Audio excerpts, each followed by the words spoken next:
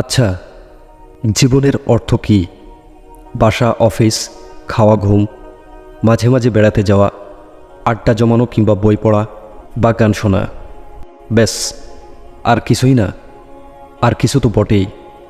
বিয়ে কিংবা সমাজ কল্যাণও তো জীবনের অংশ। অবাক করা বিষয় হচ্ছে, এই সশক্ত বিষয়টি সবার জীবনের সঙ্গে আবার সামঞ্জস্যপূর্ণ নয়। তবুও কারো কারো জীবনে এই বিষয়টি বিশেষ প্রাধান্য পায়।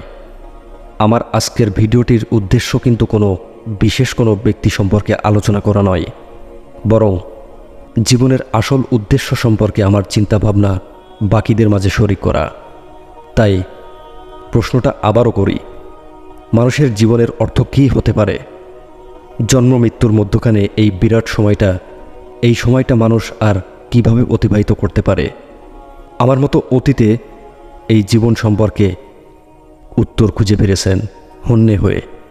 সমাধান পেয়েছিলেন কিনা জানি না, তবে সেই সকল মহান ব্যক্তি রেখে গিয়েছিলেন কিছু অমর বাণী।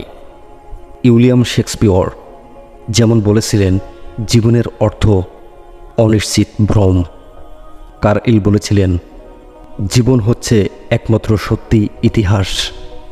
জন গো জীবন সম্পর্কে মন্তব্য করতে গিয়ে বলেছিলেন, মানুষের জীবন কত সংক্ষিপ্ত, কত ক্ষণভঙ্গুর।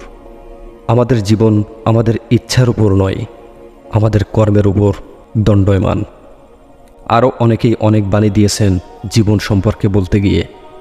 সবারটা বলতে গেলে ভিডিওটি অনেক দীর্ঘই হয়ে যাবে, তাই আমার সবচেয়ে প্রিয় বাণীগুলোর একটি দিয়ে আজকের প্রসঙ্গটি ইতি টানতে চাই। নাম না জানা কোনো এক মনীষীর এই উক্তিটির মাঝে কেন জানি না নিজেকে খুঁজে পাই। সত্যিকারের জীবন প্রতিযোগিতার জীবন নয়, সত্যিকারের জীবন হচ্ছে সহযোগিতার জীবন। ভিডিওটি ভালো লাগলে আমাদের পেজটি ফলো করে পাশে থাকবেন। ধন্যবাদ।